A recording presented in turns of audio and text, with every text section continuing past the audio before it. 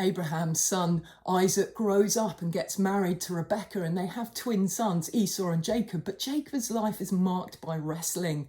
He deceives his father and brother and receives the birthright and blessing. He then has to flee. He's then deceived by his uncle Laban and has to marry not only the younger daughter of Laban, who he loves, but also the older sister.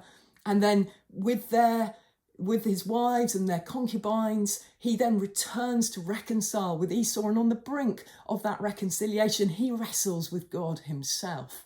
And God gives him a new name, Israel, which means, is a pun on the human condition. We both reign with God, that Edenic ideal, and we also wrestle with God, that life of strife east of Eden.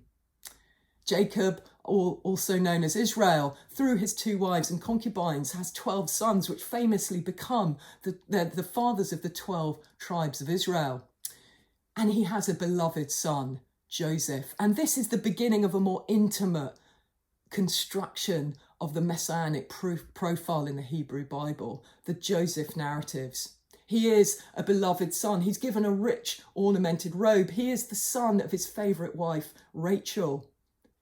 He's almost affirmed with a sort of kingly authority status, but he's young. In fact, he has a dream that sentient spiritual beings, the sun, the moon and the stars, will bow down to him. Such is his sense of calling and destiny and authority over his life. He is in a place of ascent, the beloved son of the Father. However, tragically, his brothers want to kill him. They eventually decide not to, but sell him into slavery. And the beginning of his descent is depicted.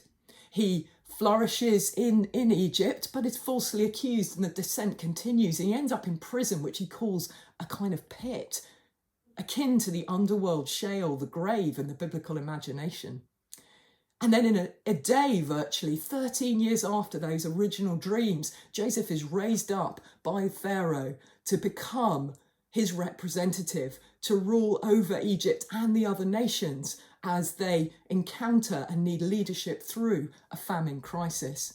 At the end of the Genesis scroll, there is the hints of an image bearer who may fulfill that first creation narrative that humans made in the image of God will rule over creation. However, there are some weaknesses in Joseph which show us there's an ambivalence around him. Yes, he is the beginning of constructing that messianic profile, but he also shows us why we need a Messiah, a human representative. He is not wise, and there's some arrogance in his youth. And in his leadership, he opens the door tragically to slavery, which would certainly come back and bite the nation, his descendants, who become known as the nation of Israel some 400 years later.